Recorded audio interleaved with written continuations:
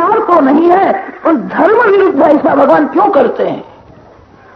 भगवान स्मित हास्य करते हैं। अंतर्यामी नारायण है कि ब्रह्मा को धर्म मैंने समझाया है, आज धर्म मेरे को समझाने के लिए आया है।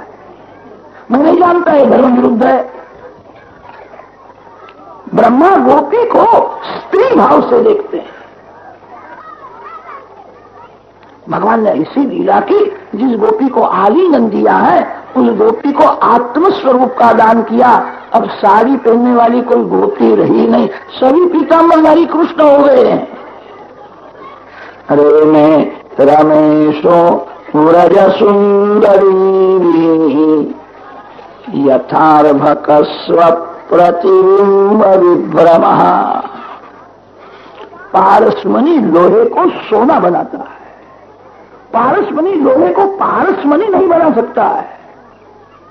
जो जीव परमात्मा को मिलता है, भगवान अति उदार है। भगवान जीव को अपने स्वरूप का दान करते हैं, सर्वस्व देते हैं। अब साड़ी पहनने वाली कोई गोपी दिखती ही नहीं है, सभी पीताम्बरधारी कृष्ण हो गए हैं। श्री कृष्ण के साथ खेलते हैं। शुद्ध जीव ब्रह्म रूप होता है, ब्रह्म का ब्रह्म के साथ विलास ही रास है। ब्रह्मा जी दर्शन करते हैं। ब्रह्मा जी ने विचार किया, गोपी में स्त्रीत्व नहीं, मेरे बुद्धि में जो स्त्रीत्व के संस्कार है उसका आरोप मैंने गोपी के स्वरूप में किया। गोपी में स्त्रीत्व नहीं है, गोपी का स्वरूप स्त्री शरीर के जैसा दिखता है। ब्रह्मा जी को विश्वास हो गया है, यह तो सभी धर्म का फल है। जीव और ईश्वर का मिलन यही धर्म का फल है। ब्रह्मा जी साष्टांग वंदन करके रास बिहारी लाल की जय जयकार किया। गोपी स्त्री नहीं है, मेरे मन में जो स्त्रीत्व के संस्कार थे उसका आरोप मैंने गोपी में किया। यह अति शुद्ध मिलन है, दिव्य मिलन है। ब्रह्मा जी वंदन करते हैं, जय जयकार करते हैं।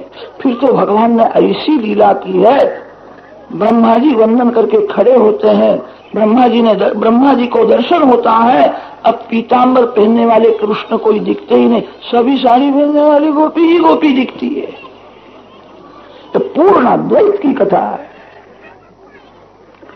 ब्रह्मा जी ने निश्चय किया है, कृष्ण लीला का रहस्य श्री कृष्ण कृपा से ही ध्यान में आता है। मानव की बुद्धि अल्प है, अल्प बुद्धि से भगवान की लीला का विचार करता है। कभी कभी मानव को शंका होती है, भगवान निर्दोष है, भगवान की लीला निर्दोष है। भगवान का स्वरूप, भगवान का नाम, भगवान की लीला और भगवान का धाम तत्व से चारों एक ही है। भगवान की सभी लीला निर्दोष है। मेरे बुद्धि में जो दोष था उसका आरोप मैंने गोपी के स्वरूप में किया। गोपी स्त्री नहीं है, यह अति शुद्ध मिलन है। एक गोपी और एक श्री कृष्ण का स्वरूप दिखता है। श्री कृष्ण कृपा से ही कृष्ण लीला का रहस्य ध्यान में आता है। श्री श्रीधर स्वामी ने रास लीला को नाम दिया है मदन मान भंग लीला। श्री श्रीधर स्वामी का मंगलाचरण है, ब्रह्मादि जय संरूढ़ दर्प कंदर्प दर्प जयति श्रीपतिर गोपी रास मंडल मंडल। कामदेव का अभिमान बढ़ गया था। कामदेव ऐसा मानने लगा था, मैं ही ईश्वर हूं, सभी को मारता हूं, सभी देव ऋषि मेरे अधीन होते हैं। कामदेव का अभिमान बहुत बढ़ गया था। एक बार कामदेव श्री कृष्ण के पास आया और श्री कृष्ण भगवान को कामदेव ने कहा, लोग आपको ईश्वर मानते हैं, मैं नहीं मानता। आप मेरे को हराओ तो मैं आपको ईश्वर मानूंगा। भगवान ने स्मित हास्य किया और कामदेव को कहा, रामावतार में मैंने तेरे को हराया है, तू भूल गया। रामावतार में कामदेव ने अनेक बार ऐसा प्रयत्न किया था, श्री सीताराम जी के मन में विकार आए, वासना जागे। अनेक बार कामदेव बाण मारता है, राम जी की जो सेवा करता है, राम नाम का जप करता है, वो कामाधीन नहीं होता। सीताराम जी को काम क्या कर सकता है? रामावतार में तेरे को मैंने हराया है, तू भूल गया। कामदेव ने कहा, रामावतार में मेरी हार तो हो गई, मेरे मन में थोड़ी शंका रह गई है। रामावतार में आप मर्यादा पुरुषोत्तम थे, आपका ऐसा नियम था किसी स्त्री को स्पर्श करना नहीं, आप प्रत्येक स्त्री में मातृभाव रखते थे। वहां मर्यादा पुरुषोत्तम है, मर्यादा में रह करके आपने मेरे को हराया है। भगवान ने पूछा, तेरी क्या इच्छा है? सब मर्यादा छोड़ दो। खुले मैदान में अनेक गोपियों के साथ खेलो। कामदेव ने ऐसा कहा था, शरद ऋतु मेरे को बहुत अनुकूल है। शरद ऋतु होवे, पूर्णिमा होवे, मध्य रात्रि का समय होवे, खुले मैदान में रामावतार की मर्यादा छोड़ दो। मर्यादा जीव के लिए है, आप ईश्वर हो तो मर्यादा में रहने की क्या जरूरत है? मर्यादा छोड़ करके गोपियों के साथ खेलो। उस समय आकाश में खड़ा होकर के मैं बाण मारूंगा, आपके मन में विकार आ जावे तो मैं ईश्वर, आपके मन में विकार न रहे तो मैं आपको ईश्वर मानूंगा। भगवान ने कहा, बेटा तेरी ऐसी इच्छा हो तो ऐसा करता हूं। शरद ऋतु है, पूर्णिमा है, मध्य रात्रि का समय है, पूर्ण चंद्र का उदय हुआ है, गोपियों के साथ भगवान खेलते हैं। उस समय भगवान ने कामदेव को बुलाया है, बेटा आ जाओ। कामदेव आकाश में खड़ा है, खड़ा होकर के कामदेव बाण मारता है। श्री श्रीधर स्वामी ने टीका में सिद्ध किया है, श्री कृष्ण को काम का स्पर्श हुआ नहीं, सूर्य को अंधकार का स्पर्श नहीं होता है। आत्मनि अवरुद्ध सौरतः योग मायाम उपाश्रितः अच्युतः आत्मा रामः, ऐसे भागवत में विशेषण आते हैं। इन शब्दों से सिद्ध किया है श्री कृष्ण को काम का स्पर्श हुआ नहीं है, मेरे अधीन होते हैं, मैं सभी को मारता हूं। कामदेव ने बहुत प्रयत्न किया है श्री कृष्ण में कुछ विकार आवे। भगवान निर्विकार अति शांत है। कामदेव की हार हुई है। रासलीला का नाम है मदन मान भंग लीला। श्री कृष्ण का यह काम विजय है। जो काम के अधीन होता है वह जीव है, जो कभी काम के अधीन नहीं होता है वही ईश्वर है। ये भगवान का काम विजय है। रासलीला की फलश्रुति भी काम विजय माना है। गोपी भगवान की स्तुति करती है, गोपी बन करके भगवान की स्तुति करो। गोपी बनो जो प्रत्येक इंद्रिय से भक्ति करता है, तब जीव को गोपी भाव जागता है। गोपी स्तुति करती है, भगवान प्रकट होते हैं। रासलीला का फल है काम विजय।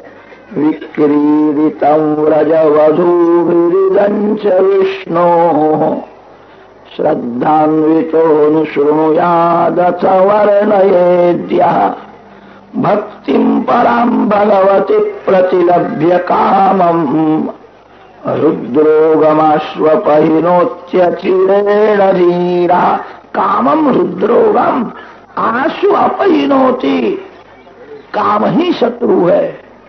व्यवहार में जीव को काम ही दुख देता है, काम ही भक्ति में विघ्न करने वाला है।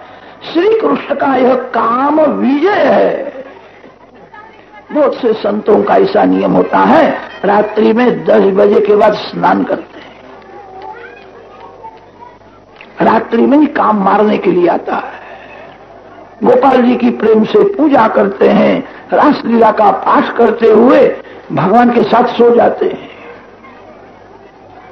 रासलीला का जो श्रवण मनन करेगा वह धीरे धीरे काम के ऊपर विजय प्राप्त कर सकता है। ये श्री कृष्ण का काम विजय है। रासलीला का थोड़ा भावार्थ वर्णन किया है।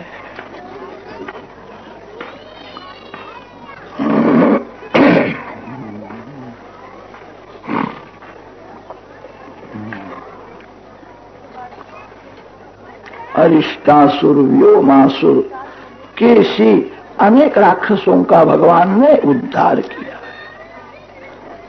एक बार ऐसा हुआ, नारद जी महाराज कंस राजा के घर में गए। नारद जी ने कंस राजा को समझाया, अभी मेरे को खबर मिली है, मैं खास तेरे को खाने के लिए आया हूं। मैंने ऐसा सुना है, गोकुल में जिसको लोग कन्हैया कन्हैया कहते हैं वो यशोदा जी का पुत्र नहीं है, वही देवकी का आठवां है। यही तेरा काल है।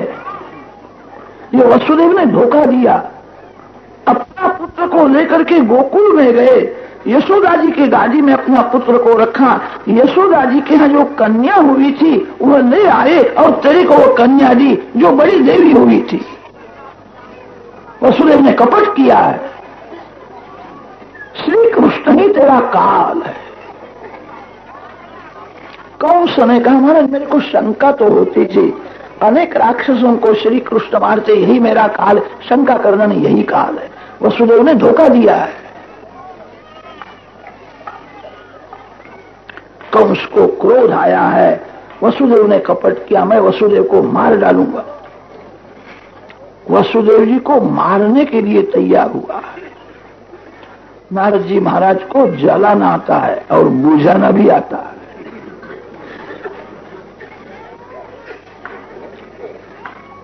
वेर का विनाश होवे ऐसा बोलो, वेर बढ़े ऐसा कभी नहीं बोलना चाहिए। कितने लोग ऐसे होते हैं, किसी के घर में जाकर जाते हैं, वेर बढ़ जावे ऐसा बोलते हैं, उनको बड़ा भारी पाप लगता है। वैष्णव वह है जो वेर का विनाश करे, प्रेम बढ़े ऐसा बोलो, वेर का विनाश होवे ऐसा बोलो।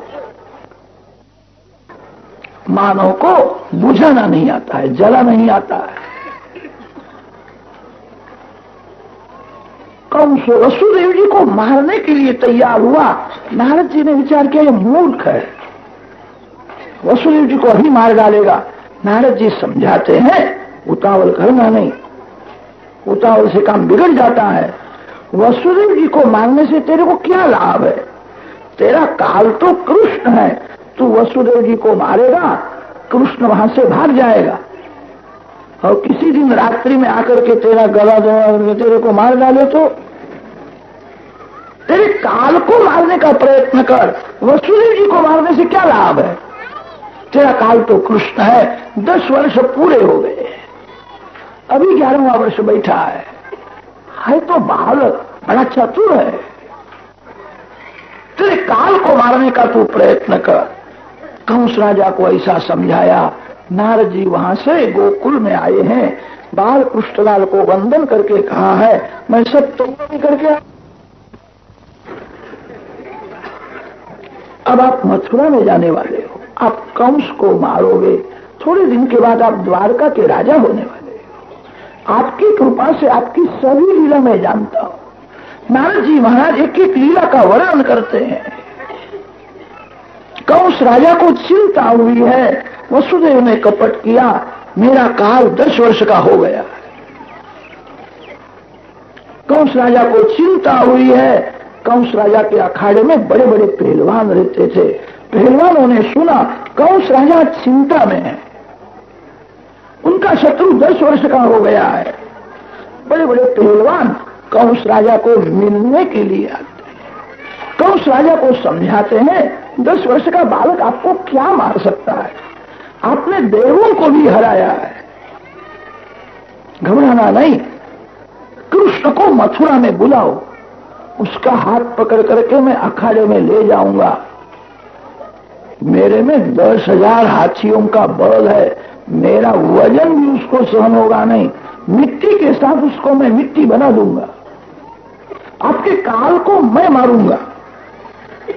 बड़े बड़े पहलवान कंस को समझाते, उसको मथुरा में बुलाओ। उस समय कंस राजा के पुरोहित वहां आए हैं और पुरोहित ने कंस राजा को ऐसा कहा है, एक 5 दिवस का धनुष्य यज्ञ होता है, शत्रु को मारने के लिए यज्ञ किया जाता है। यजमान का आयु भी बढ़ता है और यजमान का जो शत्रु है वो जल्दी मर जाता है। 5 दिवस का यज्ञ होता है, यज्ञ बराबर होवे तो शत्रु मरता है और 5 दिवस के यज्ञ में कोई विघ्न आ जावे, यज्ञ पूरा न होवे तो फिर यजमान मर जाता है। ऐसा यज्ञ है, हम सब लोग संभालेंगे। 5 दिवस के यज्ञ में क्या विघ्न आने वाला है? अब शत्रु को मारने के लिए यज्ञ करो। पुरोहित कंस को समझाते हैं। कंस राजा विचार करने लगा है, शत्रु को मारने के लिए यज्ञ का उपाय भी अच्छा है।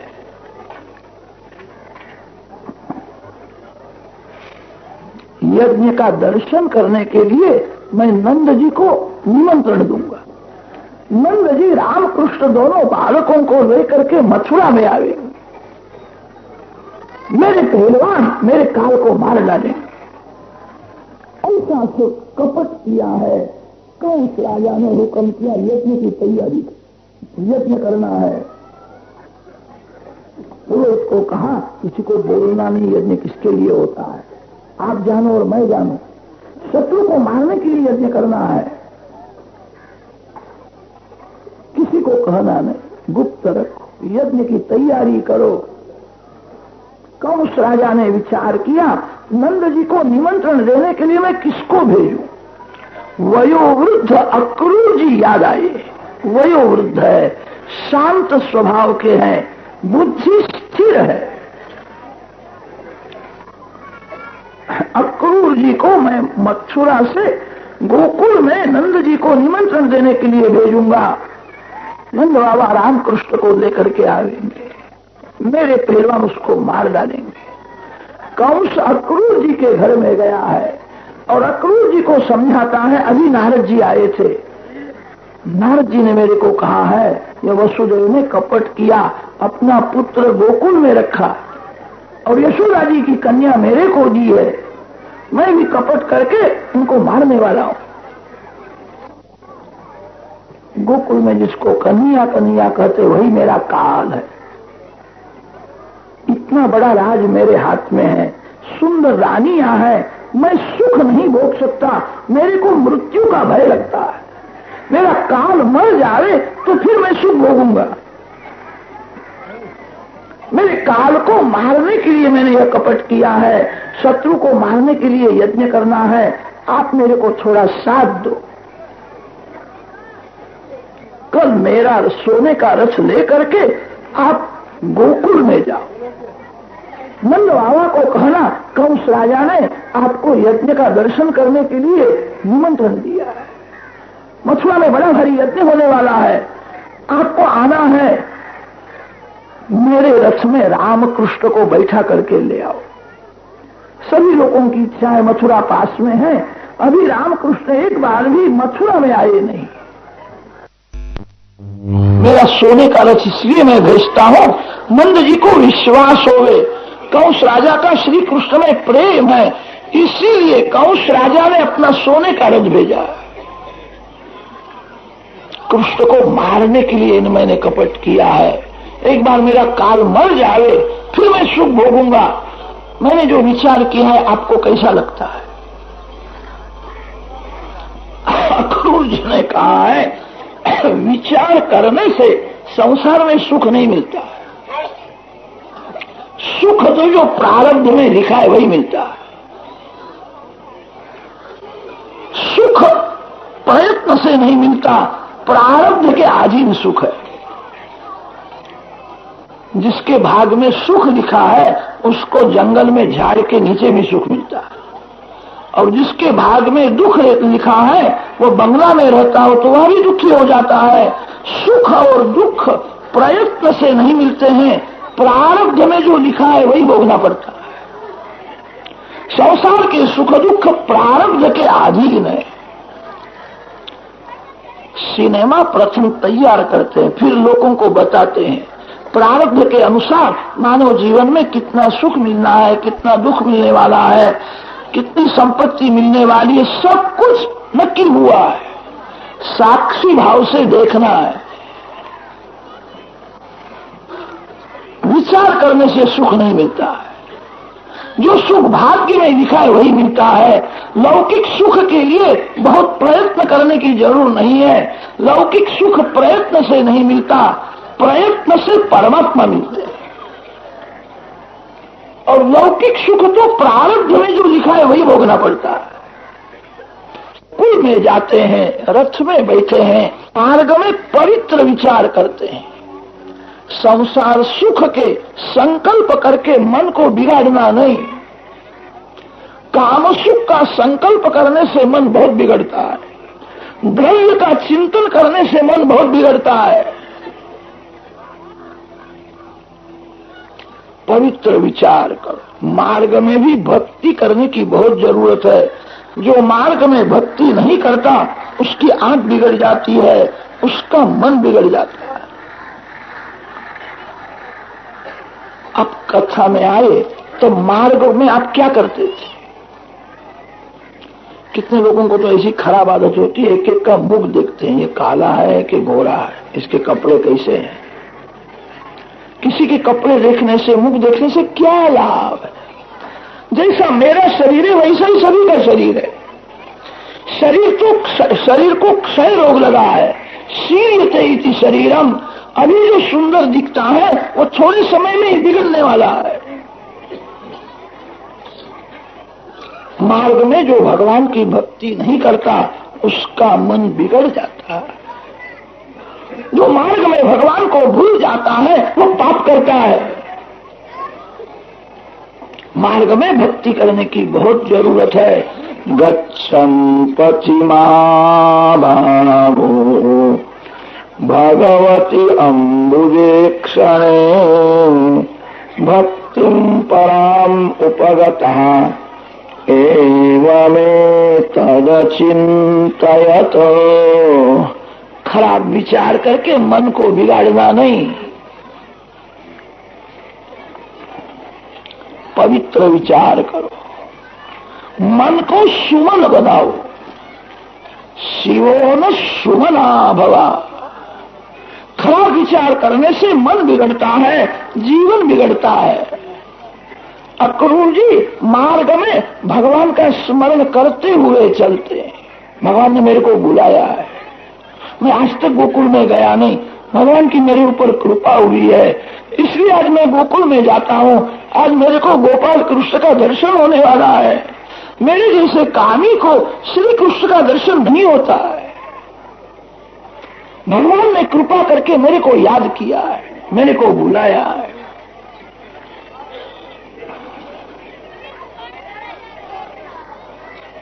मेरे भाग्य का उदय हुआ है। आज मेरे को श्री कृष्ण का दर्शन होने वाला है। मैंने पूर्व जन्म में कोई बड़ा भारी यज्ञ किया होगा। न यज्ञ करने से कि भगवान का दर्शन होता है। यज्ञ करने से तो पुण्य बढ़ता है। यज्ञ करने से परमात्मा का दर्शन नहीं होता है। मेरे को ऐसा लगता है पूर्व जन्म में किसी गरीब को मैंने प्रेम से भोजन कराया हो। भोजन कराने से, अन्नदान करने से भगवान मिलते हैं। जो अन्नदान करता है वो कभी भूखा नहीं रहता है। आप जिस वस्तु का दान करते हो वो दूसरे जन्म में आपको बहुत मिलेगा। दान से, यज्ञ करने से भगवान नहीं मिलते हैं। आज मेरे को श्री कृष्ण का दर्शन होने वाला है। मेरे को ऐसा लगता है पूर्व जन्म में मैंने किसी संत की सेवा की हो। संत ने मेरे को आशीर्वाद दिया है। संत ही कृपा करके भगवान का दर्शन कराते हैं।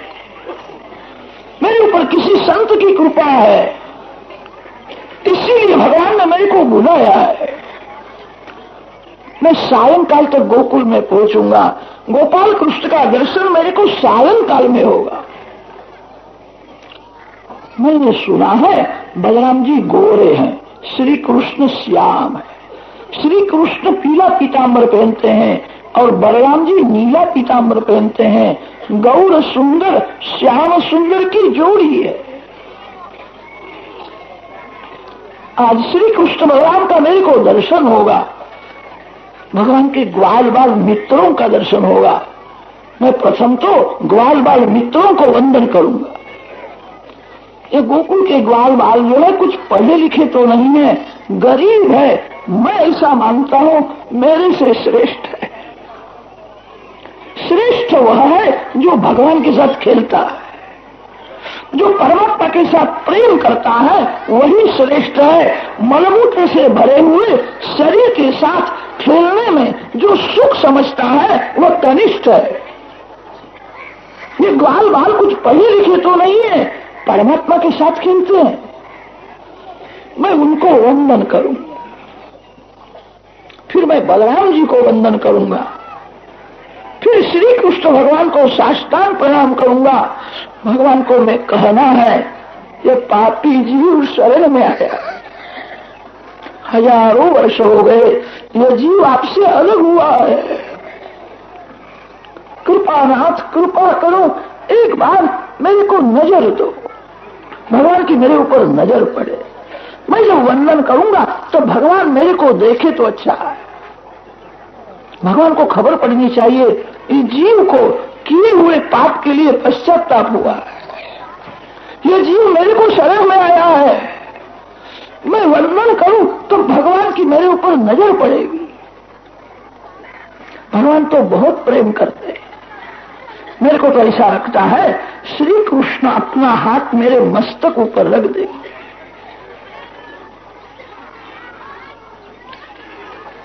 अक्रूर जी विचार में ऐसे तन्मय हुए हैं, तन्मयता में अक्रूर जी सब कुछ भूल गए हैं। अक्रूर जी मार्ग में है, उनको ऐसा लगता है मैं गोकुल में हूँ, गौशाला में गोपाल कृष्ण का दर्शन करता हूँ, मैं वंदन करता हूँ, भगवान ने अपना हाथ मेरे मस्तक ऊपर रखा है। ऐसा विचार मन में आया सो अक्रूर जी ने अपना ही हाथ मस्तक के ऊपर रख दिया है। भगवान मेरे को अपना लेंगे। श्री कृष्ण तो परमात्मा है, वसुदेव जी के यहाँ पुत्र रूप से प्रकट हुए। मैं वसुदेव जी का मित्र हूं। श्री कृष्ण वसुदेव जी के पुत्र है। मैं लायक तो नहीं हूं, उम्र से बड़ा हूं, मैं वयोवृद्ध हूं, भगवान के पिता का मैं मित्र हूं। बहुत वर्षों से वसुदेव जी के साथ मेरा स्नेह संबंध है। भगवान के पिता का मैं मित्र हूं। मेरे को ऐसा लगता है भगवान कभी मेरा नाम लेकर के मेरे को नहीं बुलाएंगे। मैं वृद्ध हूं, मेरे को काका जी कहेंगे। जब भगवान मेरे को काका जी कहेंगे तो मेरे को बहुत आनंद होगा। कि जीव को मान की भूख है, जगत में बहुत मान मिलने से यह भूख शांत नहीं होती है। भगवान जिसको मान देते हैं, लोग आपको मान देवे तो राजी होना नहीं, कदाच कोई अपमान करे तो हृदय को जलाना नहीं। मान और अपमान दोनों धूल है। जगत सत्य नहीं है तो जगत में मिला हुआ मान कैसा सत्य हो सकता है? मान मिथ्या है और अपमान भी मिथ्या है। कितने लोग तो ऐसे होते हैं प्रत्यक्ष में मान देते हैं, प्रत्यक्ष में प्रशंसा करते हैं, वे ही पीछे से निंदा भी करते हैं। मान और अपमान में मन को शांत रखना है। भगवान जिसको मान देते हैं उसी का मान कायम टिकता है।